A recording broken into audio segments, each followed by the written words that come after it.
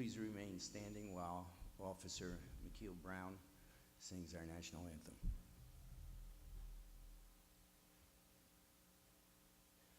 Oh, say, can you see by the dawn's early light what so proudly we hailed at the twilight's last gleaming, whose broad stripes and bright stars through the perilous fight o'er the ramparts we watched were so gallantly streaming, and the rockets recleared, the bombs bursting in air, gave proof through the night that our flag was still there.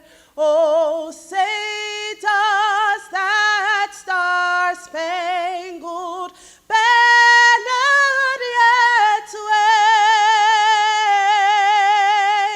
wave o'er the land of the free and the home of the brave? Thank you, Officer Brown. Please remain standing, and we'll do the Pledge of Allegiance to the flag. I pledge allegiance to the flag of the United States of America, to the republic for which it stands, one nation, under God, indivisible, with liberty and justice for all. Thank you. Would Rabbi Cass come forward and do the invocation? Rabbi Cass is a 3-star chief in the NYPD chaplain, and he has done many an invocation during the time that Tony Bergamo founded and has chaired this event. Rabbi.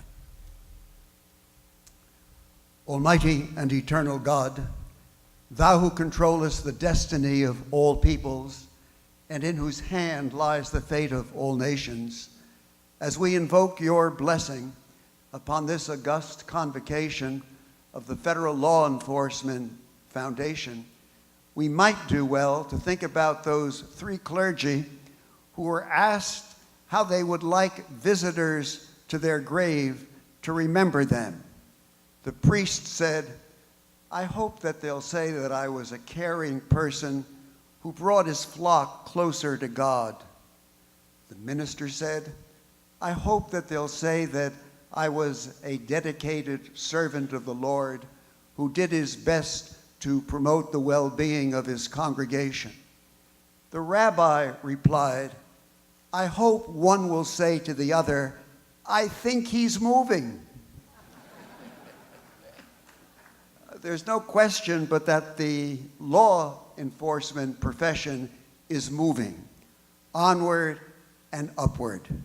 We are so grateful, dear God, for all of the wonderful men and women from one coast to the other of all levels of law enforcement who have responded positively to the mandate that George Washington gave to Alexander Hamilton. Every citizen who enjoys the privileges of a free government owes his personal services in the defense of it.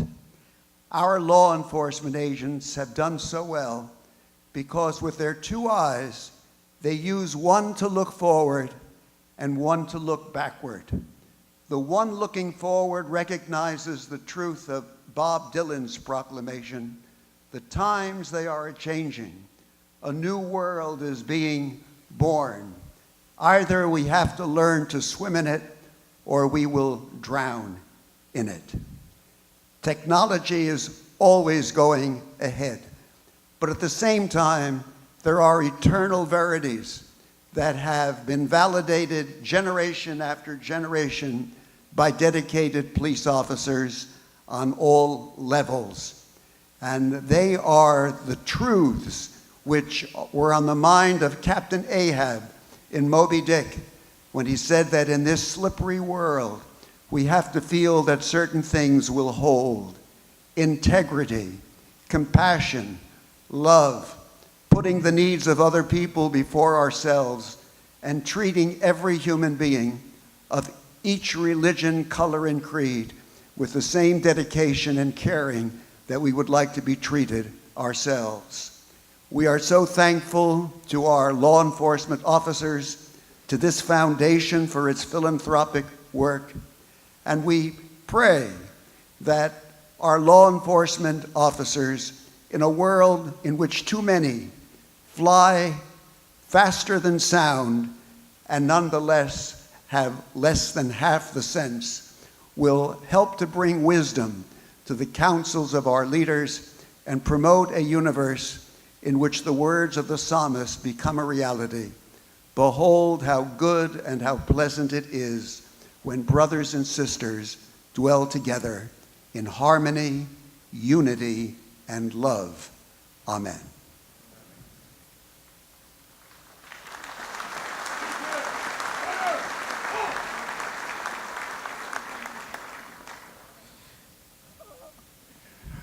You can be seated. I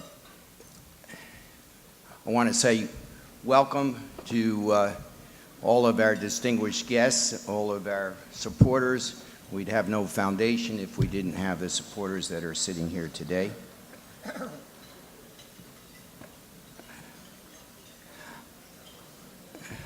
I'd like to introduce the dais, and we'll just do the front dais who are here today. I should also introduce myself. And my name is Zane Tankel, and I am not the chairman of the Federal Law Enforcement Foundation. I am acting chair in the absence. Can I have your attention, please? In the absence of Tony Bergamo, who is our founder and has always been our leader. As those of you who may know or may not know, Tony passed away about 3 weeks ago and had most of this luncheon in his brilliant mind, and the board have been trying to put it together since. So let me introduce the front row, at least, of the dais. We have Adriana Benedict from ATF, Michael Fedorko, who's the superintendent of the New York, New Jersey Port Authority, Cy Vance, the Manhattan District Attorney, Juan Mateos, U.S. Marshal from New Jersey, Christopher Fiore,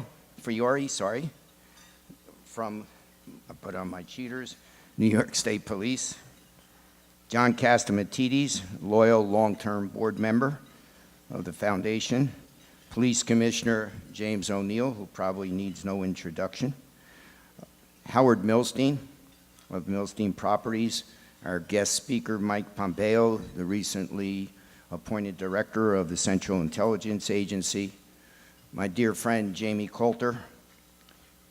Going to the other side, we have Mr. New York himself, Howard Rubenstein, who made his way to come here today. I'm forever grateful for your being here, Howard.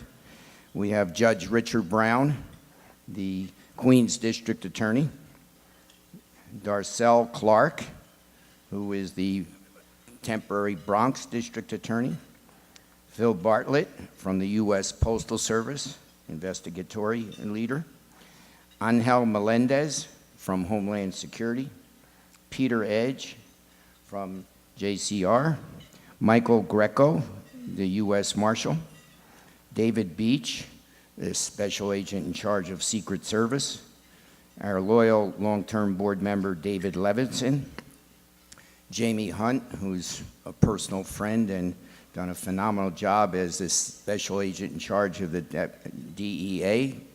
That's not Detectives Endowment Association, by the way. That is the Drug Enforcement Administration.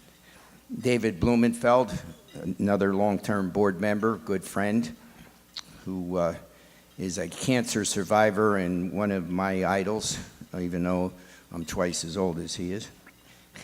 Eileen Drake, one of our guest speakers today, who is the president, chairman, CEO of Aerojet Rocketdyne, and my partner in crime for this day's event, Charlie Marinoff, who, by the way, Charlie, I understand this morning's award ceremony went fantastic. Thank you, and David Levinson.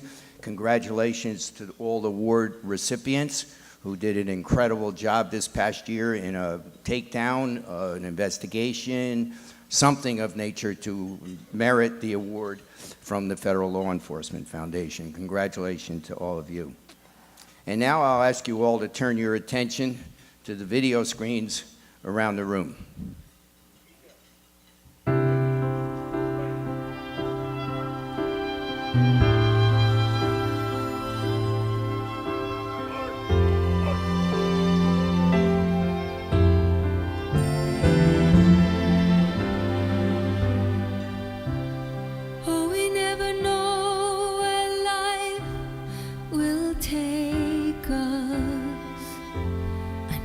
Just a ride on the wheel,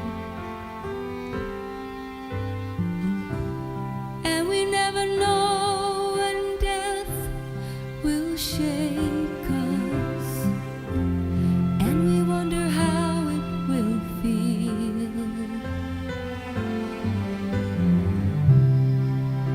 So goodbye, my friend.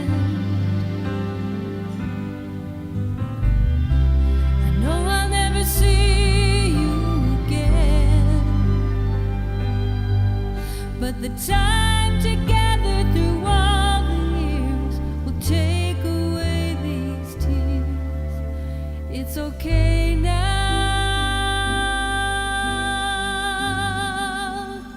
Goodbye, my friend.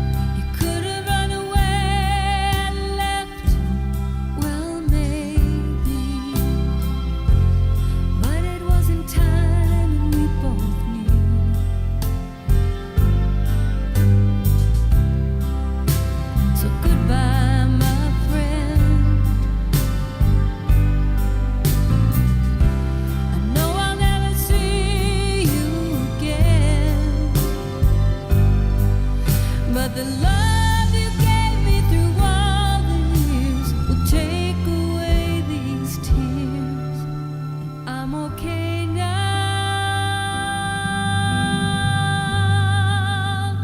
Goodbye, my friend. Life's so fragile and love's so pure. We can't hold on, but we try. We watch how quickly it disappears, and we never know why. But I'm okay now.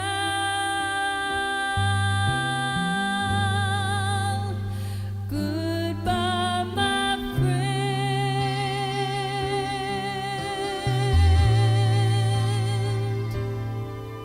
You can go now.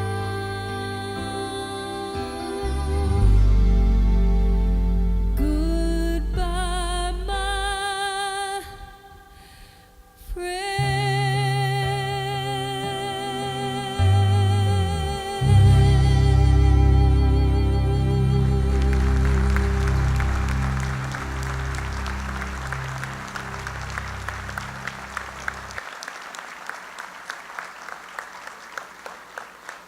Thank you.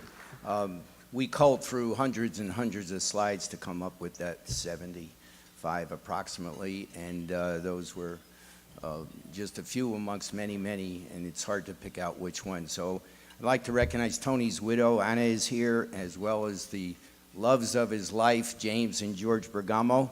Where are you? Can you just take a quick stand up right here?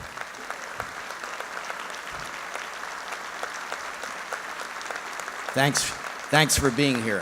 Thanks for being here. Georgie can bench 500 pounds over his head, and James is an assistant district attorney in Cy Vance's office. That was Tony, a dichotomy. So a couple really quick bullet points about Tony Bergamo. Most of you know him, or many of us should say know him. Many of you don't know a lot of quick facts about him, and I'm not going to be long, I promise. In fact, I feel Tony every year for 30 years. I would sit in that seat that Charlie's in, and Tony sat in this seat, which feels very weird to me. And Tony would pull on my jacket when I'd get up to introduce a speaker. And I'd say to him at the end of every lunch, I said, Tony, you screw up my mind. He said, that's what I'm supposed to do. That was Tony Bergamo.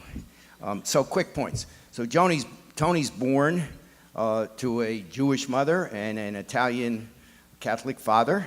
He has a sister already waiting for him, Leslie, who I believe is here as well. Is Leslie here? She is. Thank you for being here, Leslie.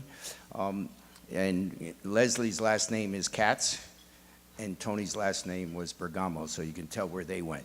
But he navigated that, and he was a great, great family guy. Tony, when he was 15 years old, started working. He worked, their father had a bar in Hell's Kitchen. He was a bartender at 15. We didn't have the labor laws back then that we have today. He put himself through college, working as a truck driver, a porter, and a bartender. He then put himself through law school. Most people don't know he was a lawyer. He's a criminal lawyer. He never practiced for money. He practiced criminal law for many years, only on a pro bono basis. So starting this foundation was in keeping with just who Tony was, is, and always will be. So he never took a nickel. In fact, I went with him sometimes at 3, 4 in the morning when he'd get a call to go down and get somebody out of jail for whatever reason they were arrested. James and George went on to Catholic school. His 4 nephews, Leslie's sons, went and got bar mitzvahed. Again, he navigated. He was a great family man. There was no diversion in their family. It was a very close-knit family. In his early 20s, the Six-Day War broke out in Israel. Tony, being a truck driver, putting himself through college, went and volunteered. Most people don't know that. He lived in Israel for about a month, driving convoy trucks to and from the front lines, living on a kibbutz. And even though he was Catholic, he was recognized by the Israeli government with a Jewish mother as being able to get in and out of Israel. He wasn't a combatant, but he was a volunteer during that Six-Day War. 30 years ago, this week, Tony came to me with this crazy idea that we'll start a foundation. It was 1987. The country was in a bit of a recession, and the last thing in the world it ever needed was another foundation for free. And I looked at him and I said, you're nuts. He said, we'll do it. And the first year we had about 4 directors. We put the dais in the middle of the room because we couldn't fill enough people in the room. So we put the dais in the middle, and then it grew, and it grew. And as I said to my partner, Charlie Marinoff, here we are today. We have almost 1,500 people in the room. You should know that the foundation has given away $18 million. $18 million.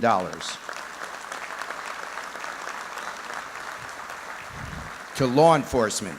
It's the only foundation of its kind to only law enforcement. And there are, I know, the police foundation and there's a FBI.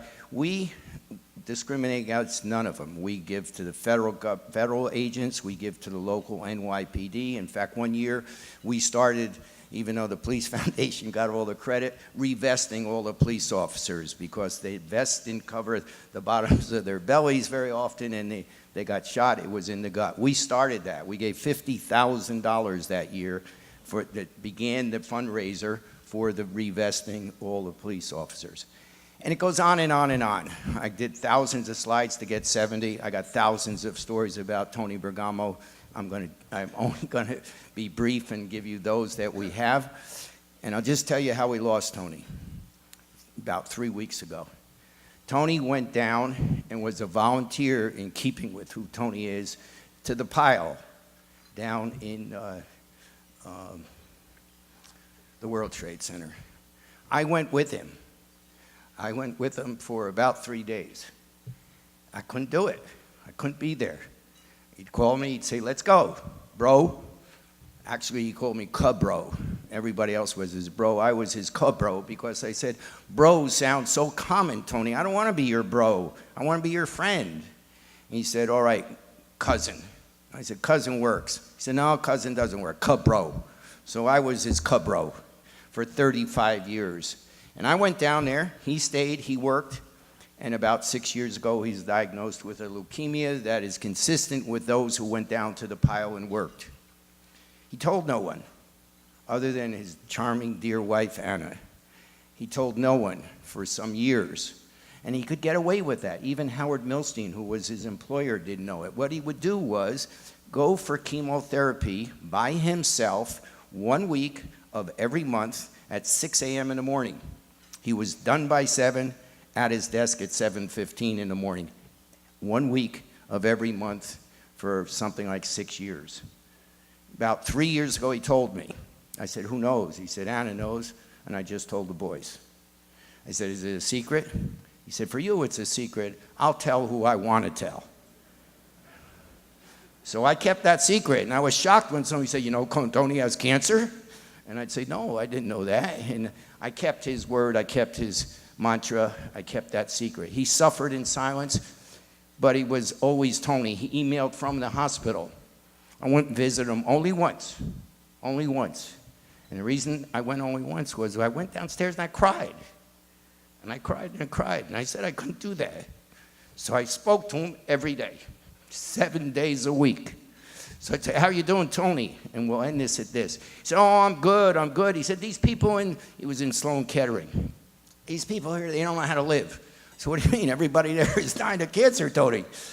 I thought he's getting out, so I could talk like that to him. He said, well, you know, they got to get up in the morning. They got to shave. They got to take a shower. They'll feel better. So I go around to the rooms where people are really sick. And I tell them, get up, shave, take a shower, try and walk down the hall. You'll see, you'll feel much better. And you know why? It makes me feel better. And that's how this foundation began, by making Tony feel better. Because Tony felt better when you felt better. Tony felt that gratitude, that debt of gratitude that everybody in this room has and we have to you. Because without you, this city wouldn't be safe, this country wouldn't be safe. And we thank you, Mr. Director, as well. And we thank all of the law enforcement luminaries that we have. I want to thank the rest of the dais that's behind me for being here in support of us today. It is a great tribute and honor to have you here today. And on that note, I'd like to introduce a dear friend, a guy I've been all over the world with. He flies in from Wichita or Dallas, Texas, where he has 2 homes, for all of our board meetings, for all of our events. Gets on an airplane, you call Jamie Coulter, and here he is. I'd like Jamie to introduce the director of the CIA.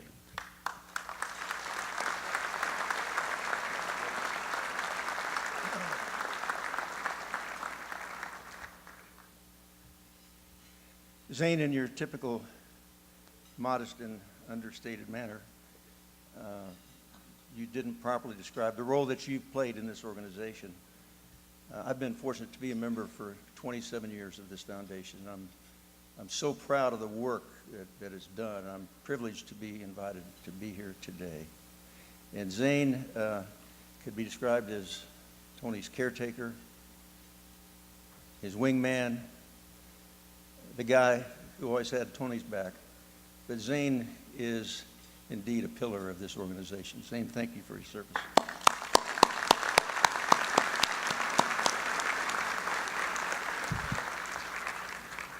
Ladies and gentlemen, it's my belief that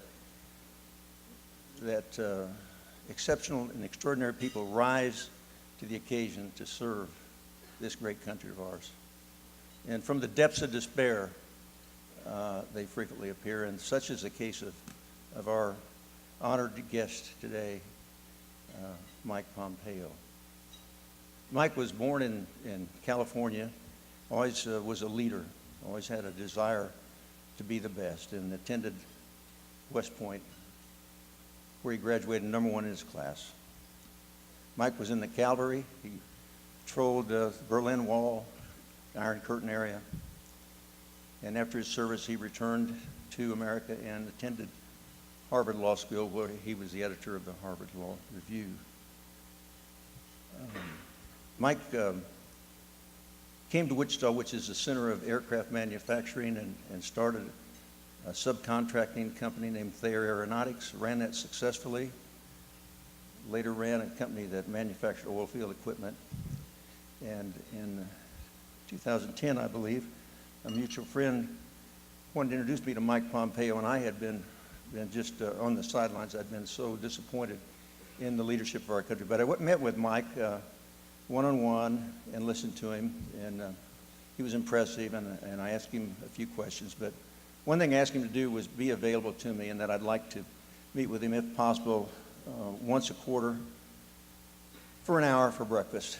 And he did that. He lived up to that, and we developed mutual respect and great admiration for Mike. I'm so blessed to have a man of his qualifications here today, leading America to keep us safe, as are the people assembled here in this room at whatever level, gathered to keep American people safe around the world. It's my pleasure and honor to introduce the Director of the CIA, Central Intelligence Agency, Michael Pompeo.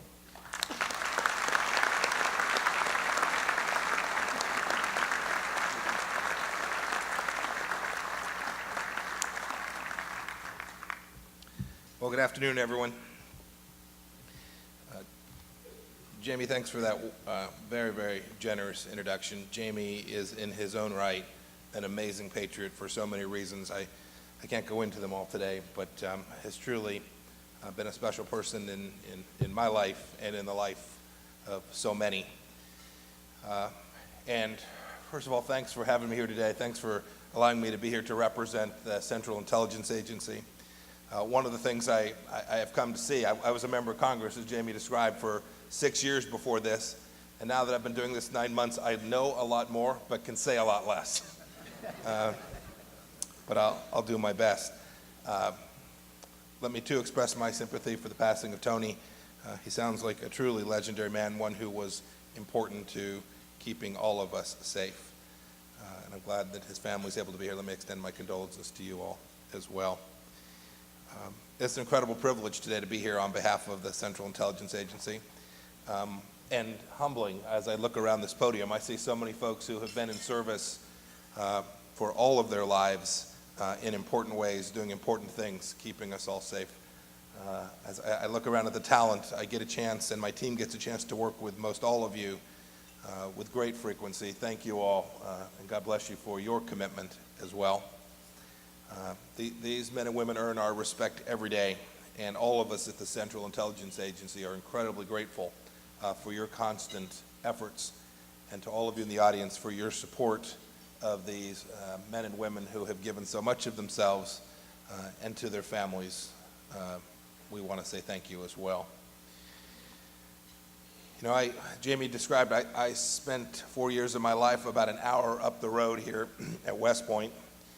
During the Revolutionary War, it was, of course, a fortified position. It was crucial to the defense of our country.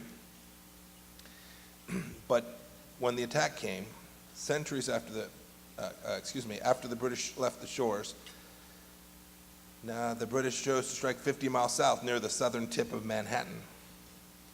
And then we've seen in this same place at 9/11 devoted first responders and the profound civic pride and the indomitable spirit of law enforcement, first responders, to bolster this city's security with incredibly matchless vitality. We saw that again this week on Tuesday. The skill, the speed, the bravery of police officers, paramedics, the FBI, Homeland Security, all of the elements that came together in the aftermath of this tragic incident. One of the things that I have come to see in my now 9 months is the enormous teamwork it takes to execute this law enforcement and national security mission. We saw the report after 9/11, which talked about how these various agencies weren't doing all that they could to work together. And I must tell you, you should have great confidence that has changed. I see it every day in my role. I see the partners that work with the CIA to be an important part, each in their own way of keeping this country safe. There is incredibly tight collaboration amongst all agencies, law enforcement. The CIA does its part to make sure that the information that comes from around the world gets into the hands of those who are serving here. It's both vertical and horizontal, that is, we're able to share information now very, very quickly in ways that have prevented countless incidents like the one that took place this week. The agency I represent is special too. 15 days after 9/11, the first Americans set foot in Afghanistan. And for the past now 16 on years, the entire government has prosecuted a relentless effort against terror, against Al-Qaeda, against ISIS.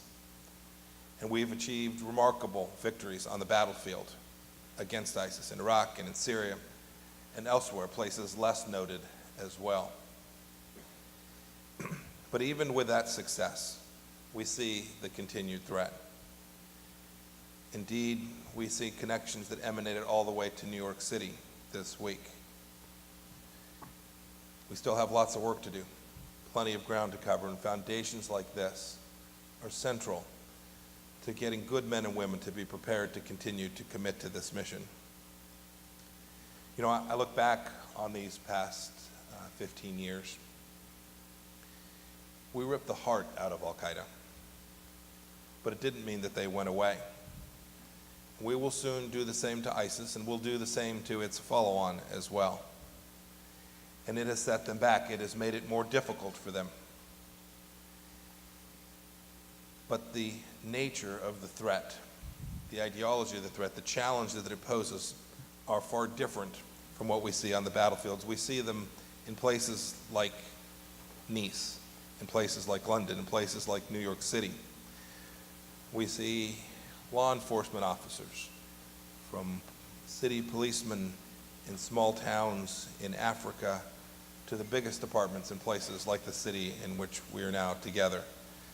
These are all brothers and sisters working in an epic struggle against the challenges of keeping each and every one of us safe.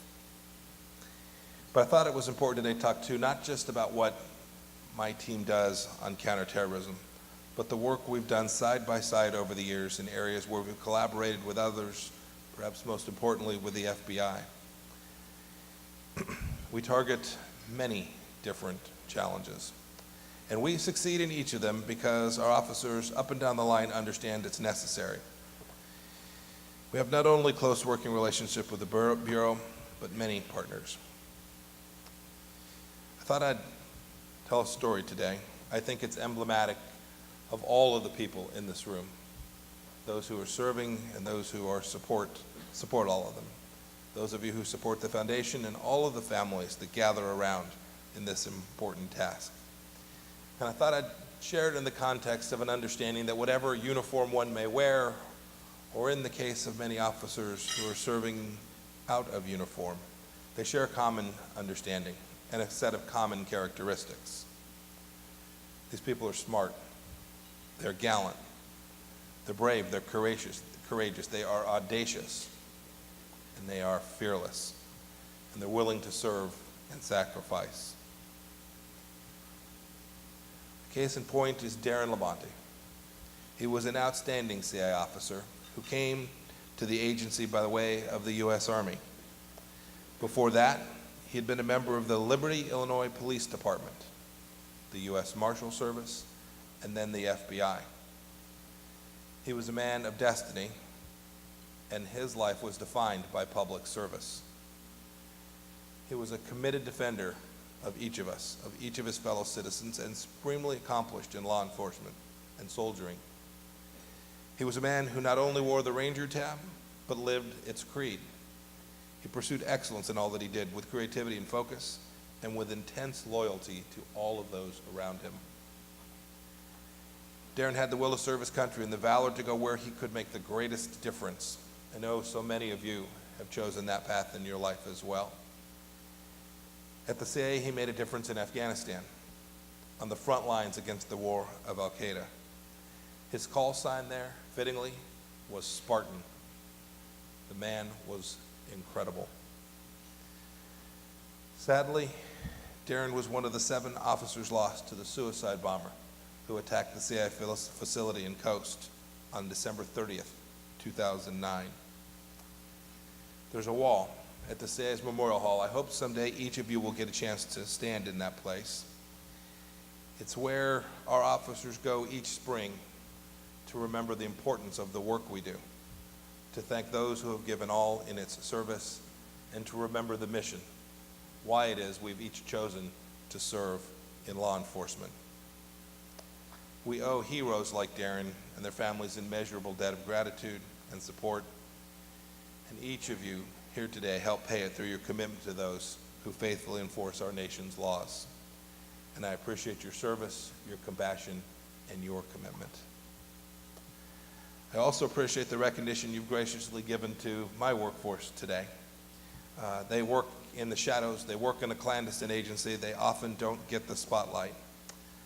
But this award, I think, does reflect their sacrifice, their dedication, the amazing work that our officers do, and the men and women I am so humbled and proud to have the opportunity to lead. You know, very much like their sisters and brothers in law enforcement, they take on hard tasks in hard places with literally no expectation of public acknowledgement.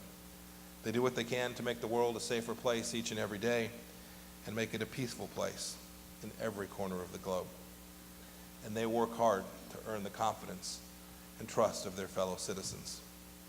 And so on behalf of them, I want to thank each of you all very much for allowing me to be here today. May the good Lord bless each of you.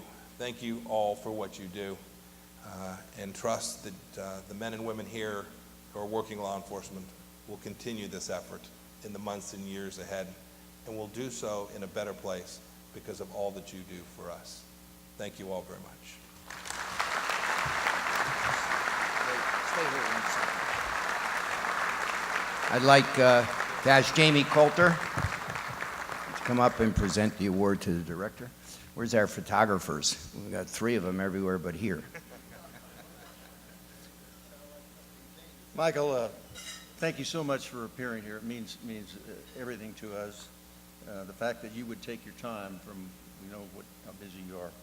It's my pleasure to present the National Leadership Award from the Federal Law Enforcement Foundation to the Director of the Central Intelligence Agency, Michael Pompeo. Thank you.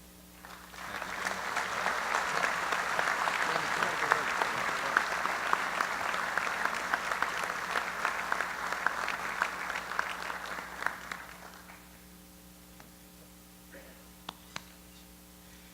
Now, that guy doesn't speak in front of a lot of crowds. I want you to know how privileged we all are. And Mike, thank you so much. Really appreciate it. By the way, knowing Jamie for as long as I do, only he, listening to the introduction, can say, listen, if I vote for you, I got an hour every quarter to sit with you. How many people do we know that would say that? And I don't know, Mr. Director, has he demanded the same since you head up the CIA? Jamie is Mr. Wichita. He truly is. Anyway, I'd like to now introduce one of our stalwart directors, who's, as I said earlier when I introduced him, a cancer survivor who is suffers silently, complains to no one. When I met him years ago, I had no clue. Somebody told me about him, and he's an incredible human being. Runs a big development company. Thank you, Brad, his brother Brad, who's here, and Cy for being here, his dad, David Blumenfeld.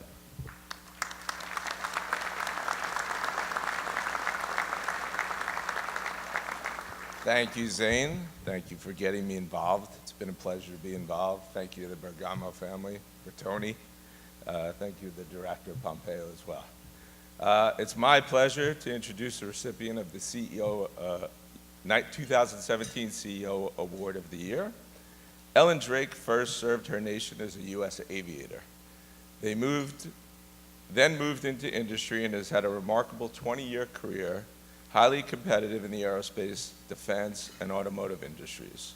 In 2015, Ellen was named Chief Executive Officer and President of Aerojet Rocketdyne, a world-recognized provider of rocket propulsion and solutions for the space and defense industry for more than 5,000 employees in 14 states across the country. Aerojet Rocketdyne is an icon in the aerospace industry and defense sector, with impressive accomplishments from providing the rocket engines that have launched every U.S. astronaut into space from American soil, to providing spacecraft like Voyager that's going beyond our solar system into interstellar space. They provide rocket propulsion for our armed forces on the ground, in air, and in the seas, to develop hypersonic rocket propulsion that's providing new capabilities for America's warfighters. Under Mrs. Drake's company, the Rocketdyne has been awarded $1.4 billion contract for engines to power the NASA's new spaceship launch system, entered into an agreement with the U.S. Air Force to develop the AR-1 engine, American-made rocket engine that will end the dependence of the use of Russian rocket engines, was selected to develop propulsion systems for the Air Force Minuteman III systems, provided propulsion systems for the U.S. interceptors to destroy intercontinental ballistic missiles, and in the last few weeks won a defense research project for the agency to develop advanced hypersonic propulsion that can lead to responsive hypersonic aircraft for a variety of military purposes. But today's recognition is just not about what Rocketdyne has done. I'd like to thank everybody when she comes up, to thank her for her long line of U.S. military service as an aircraft fighter, pilot, both helicopters and aircraft, fixed-wing aircraft. She comes from a long family of military service to the country, and she's a graduate of the U.S. Army Aviation Officer School and spent 7 years on duty in the U.S. Army as an aviator. Please, everyone, help me welcome Mrs. Ellen Drake.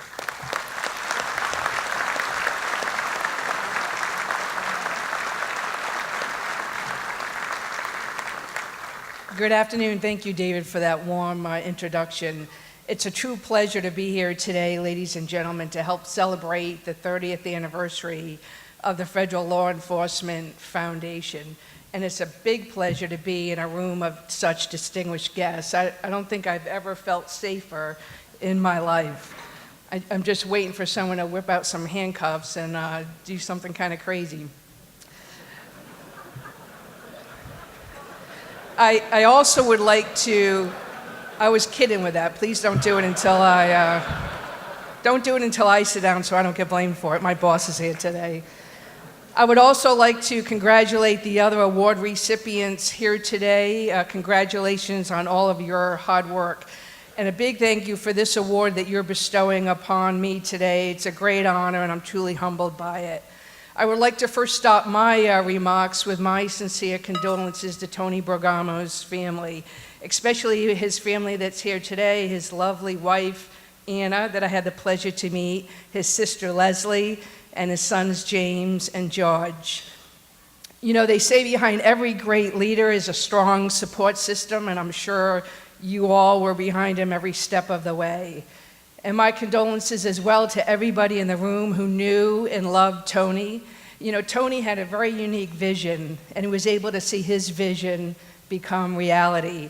And that was to bring together business leaders and government leaders to help support the families of law enforcement. He truly was a patriot and a champion of law enforcement, but also a champion of humanity. And as you saw today, Tony's memory will be cherished every single day through the hard work and the legacy that he helped to start, as well as all the sponsors and the hard work that happens in this room every day, but mostly by the life-changing work that the federal law enforcement does every single day. You know, the employees and the 5,000 rocket scientists at Aerojet Rocketdyne share your passion for supporting and honoring those of law enforcement and first responders. For the last 7 decades, Aerojet Rocketdyne has produced, manufactured, and supplied the propulsion systems for the Department of Defense and for NASA.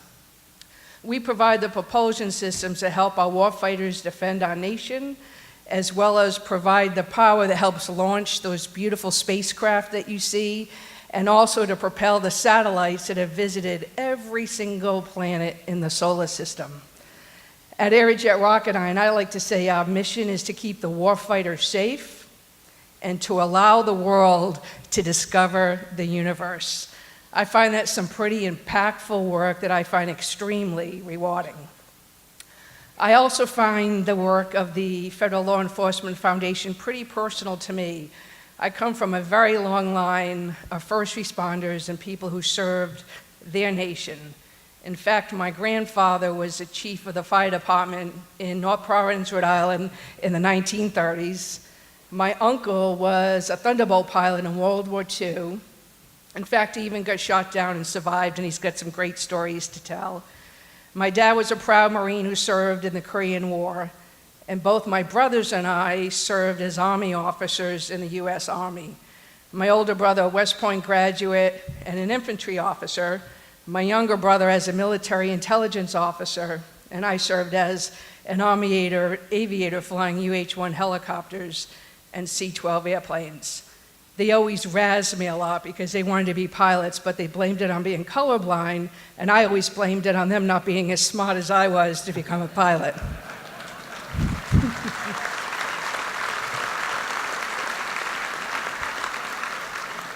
And I hope if this is being videotaped, that part is left out because both my brothers are Army Rangers, and I'm kind of scared of them a little bit, so I wouldn't want that out there. You know, the legacy of my family continues with my young nephew, who is a volunteer firefighter in my hometown, in my state, Little, Rhode Island. And as I mentioned, behind every leader is a strong support system. I'm really happy today to have some of my family members here with me today. My mom, my sister Janet, extended members of my family, Bea and Deb, and of course my boss, Warren Lichtenstein. And not only is Warren a great supporter of the Federal Law Enforcement Foundation, but also is the executive chairman of Aerojet Rocketdyne. And selfishly, what I like most about my boss is that he gave me the unbelievable opportunity to run the coolest rocket company in the free world, which is kind of fun.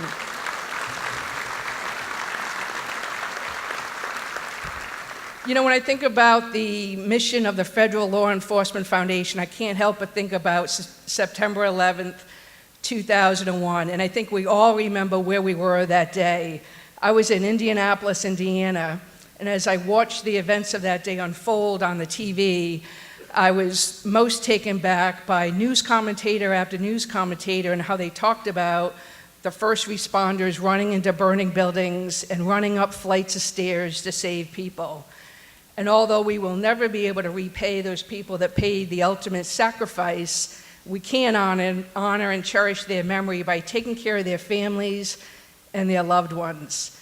And I find it very admirable that the Federal Law Enforcement Foundation somewhat modified their original mission to also support and take care of those families of the first responders of 9/11 that died or were injured that day.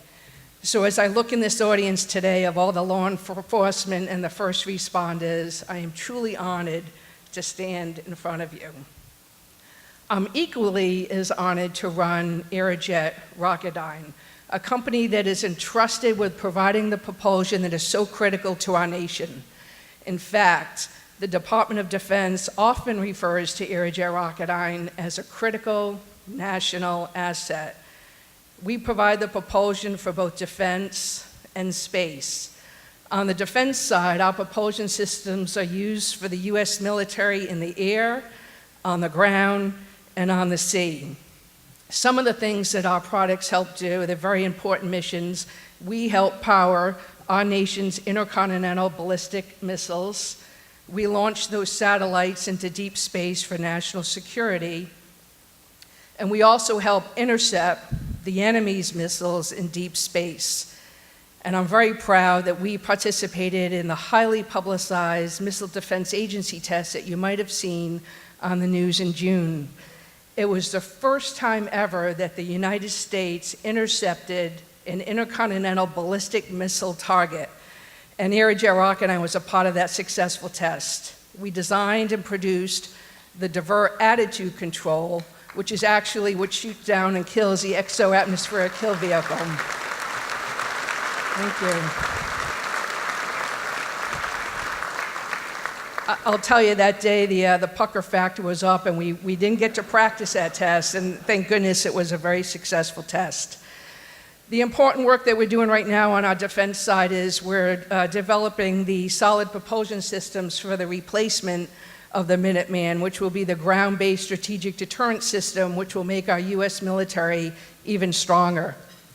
On the space piece of our business, we've been working with NASA for decades. We were with them with the big race to the moon. We produced the mighty RS-25 engines that were on the space shuttle. And today we're redesigning those engines for NASA's Space Launch System and Lockheed Martin's Orion spacecraft that will once again bring humans into deep space, like places like the moon and Mars. And we're supposed to get to Mars in the 2030s, which will be unbelievable to see the first man or woman step foot on Mars. The other thing that we do in our space business that's very applicable to what you all do for a living is we help to launch those satellites into deep space. Those satellites that provide very important imaging for our national reconnaissance as well as our global positioning information.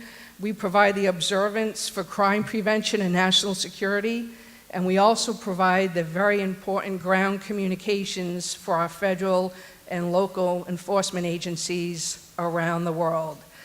And as David mentioned, the biggest thing that we're working on right now is developing our AR-1, Aerojet Rocketdyne 1, engine, which is our call to action that the Congress and administration made to end our reliance on the Russians and their engines for national security missions by 2019. So the AR-1 engine is an all-American made engine. It'll be the first engine made all-American to replace a Russian engine by 2019, and we're very, very proud of that. Thank you.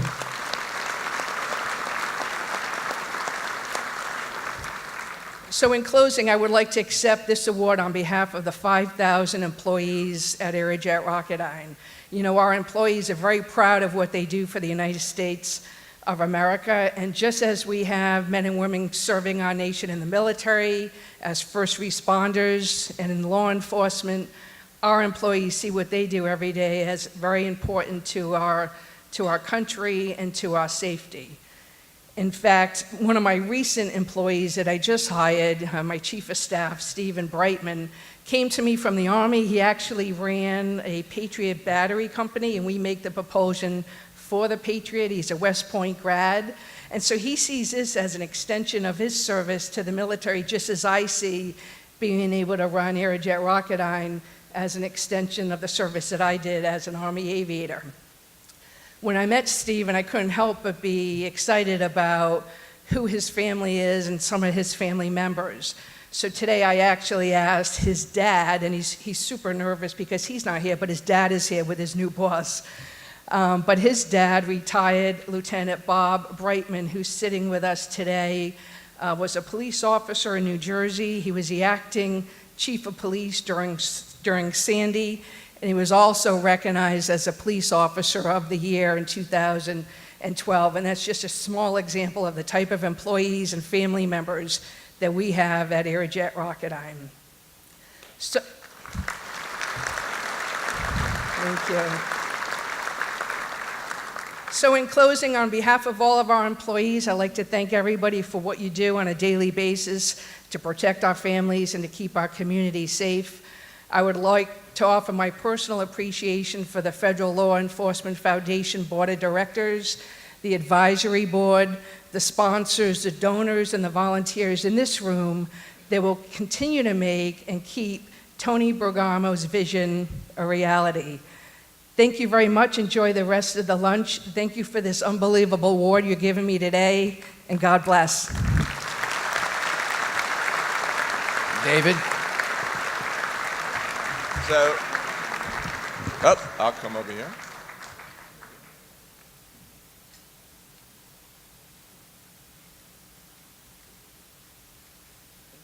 So once again, on behalf of all of us here, me personally, I never thought I'd get to speak directly to the CIA or talk to the woman that's going to make Kim Jong-un basically a non-factor. On behalf of all the federal law enforcement people here and all the members that support us, thank you for all you've done. Thank you, Eileen. Thank you, David. Listening to Eileen, I just got this job a few weeks ago. Pardon me, but I did not, in listening to her talk about first responders and run in, I think I did not introduce our fire commissioner, David Nigro, who's on the dais, I think, and if I didn't, I apologize. I'm just given a lot of papers and told to read. And I do believe I did introduce our police commissioner, Jimmy O'Neill, who has done an incredible job. An incredible job. And it's sort of apropos today, because I believe it was his second day on the job as the police commissioner. There was a terrorist attack here in New York City, down on 23rd Street. And Commissioner O'Neill was the day before appointed commissioner, and they tracked that and ran that down, grabbed that perpetrator, and did an incredible job. Thank you, Commissioner. So, and we also have in the audience, by the way, the other two legs of this stool, so to speak, Chief of Department Carlos Gomez, I believe he's here, and Jim Monahan, who's the Chief of Patrol. These are the guys that let us all sit here without guns drawn. Thank you for being here as well. So it's fitting that we do something different today. And what is different is there's three differences. Today is the 30th anniversary of his founding of this foundation. It is the first time we've ever been here in the Grand Ballroom of the Hilton Hotel. And for those of you who have ever watched the Alfred E. Smith Awards on television every year, you're privileged. You're sitting in the exact same room with the exact same dais that all those guys paid millions of dollars to come watch. You're here. And last but not least, we've determined the board with their incredible assistance and help, David Blumenfeld, John Castamatidis, Howard Rubenstein, who I'm so delighted to see you here, Howard, today, David Levinson, who co-chaired with Charlie Marinoff this morning's awards, Charlie Marinoff, and of course, Jamie Coulter. We decided, as a board, to make this the third first today, and that will be the annual Anthony Bergamo Special Community Service Award. And to make that award, I'd like the police commissioner, Howard Milstein, to come, and John Castamatidis, Mr. Red Apple, Mr. New York City, past mayoral candidate, to make the award to the 4 police officers who were involved in a terrorist takedown several days ago. So Commissioner O'Neill took office on that, and Commissioner O'Neill now makes that award. Howard Milstein? Howard Milstein, we have the 4 of you here, I believe, and would you come on up to the dais, please? And the Commissioner and Howard Milstein and John.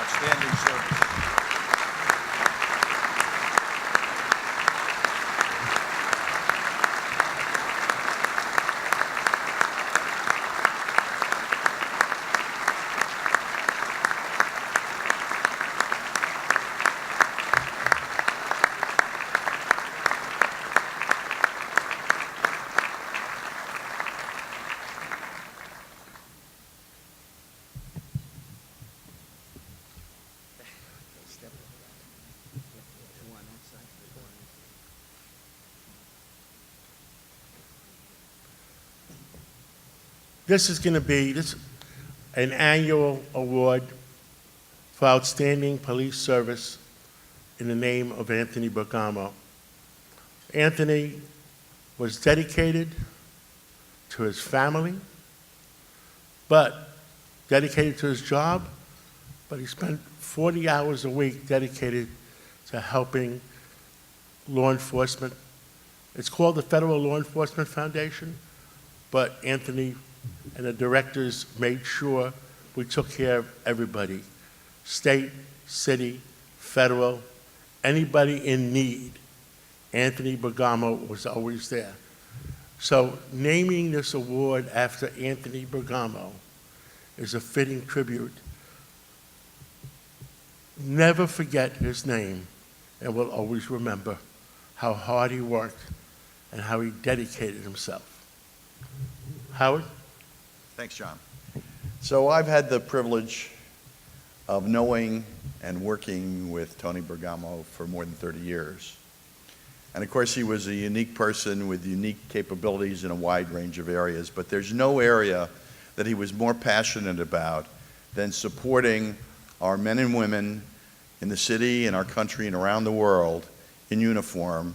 And when those who paid the ultimate price, we made sure that the private sector would support their families.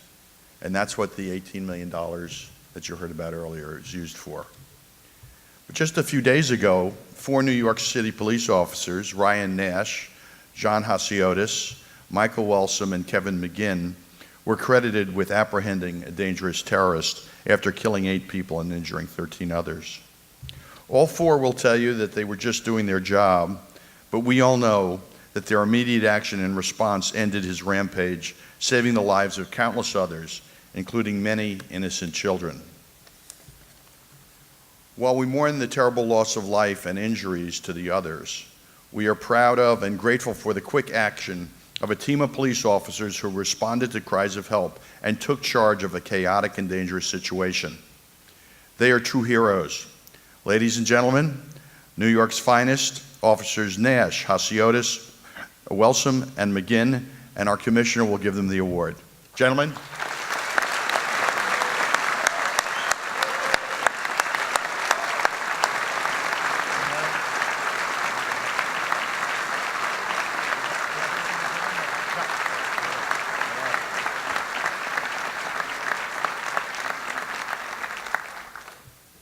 Say a couple words first, if you don't mind. I gotta do this story some justice.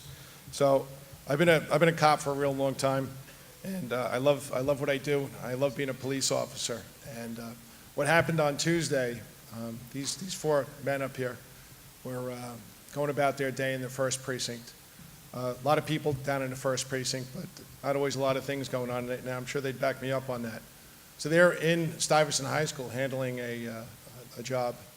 And somebody comes in and tells them there's a vehicle accident out on West Street and Chambers Street. So they come out, and what do they face?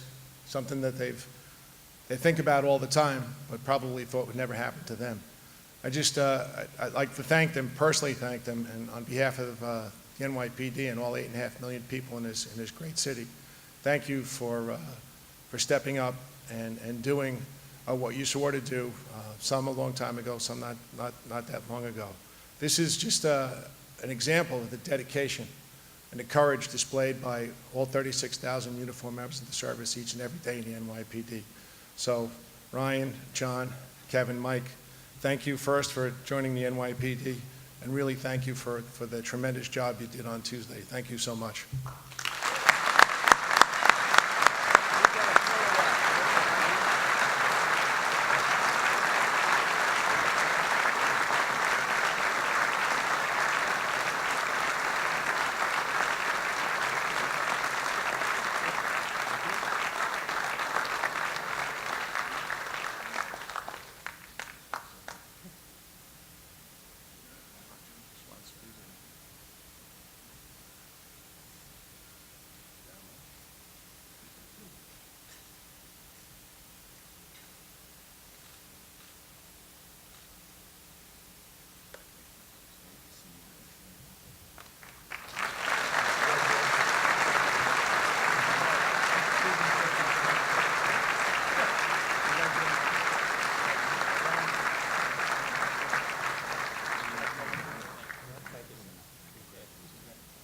Thank you. Please be seated.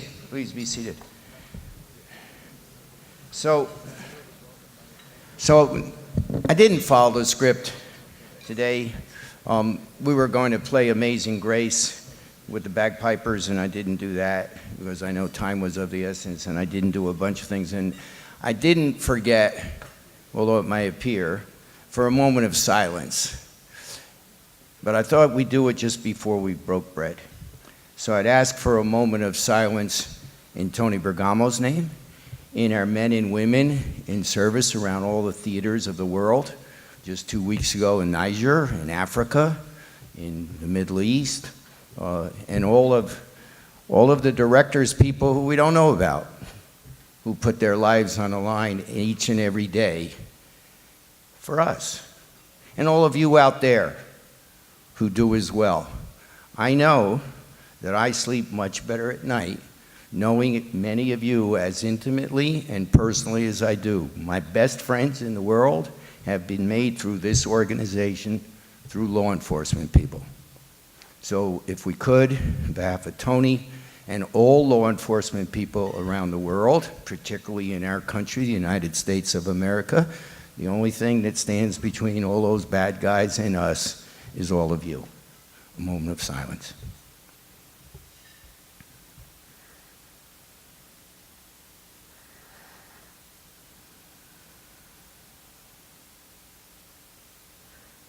Okay, thank you.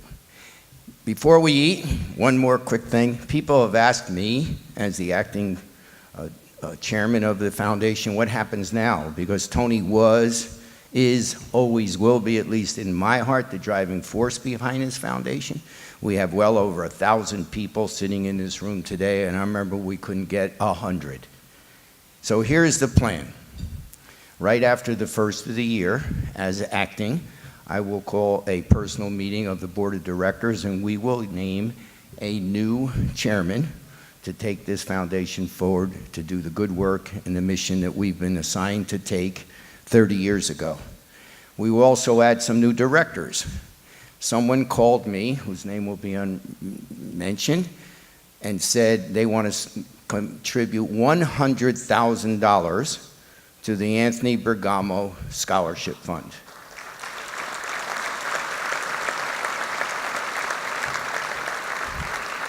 I've gotten other such calls.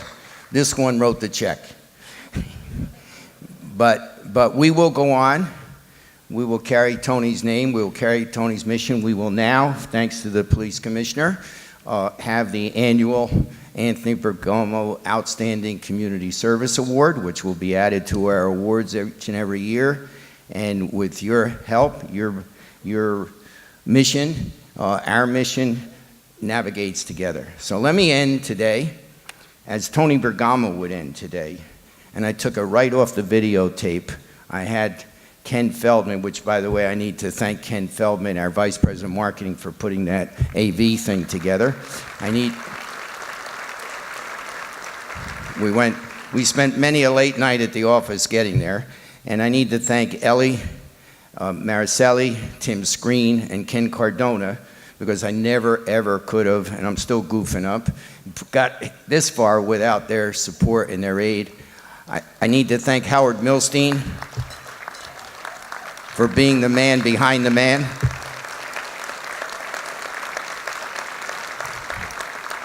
And I need to correct Ms. Drake, Eileen Drake, on one point. She said, behind every man, there's a good woman. I'll change that, at least in my house. Behind every good man, there's a very shocked wife. And with that, let me end as Tony would end. Madam and Mr. District Attorneys, all the heads of agencies, all of our dais guests, all of you are welcomed and you're loved.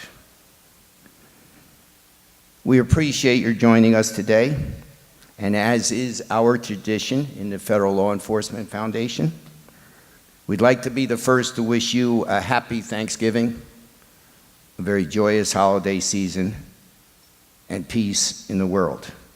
Godspeed. Lunch is served.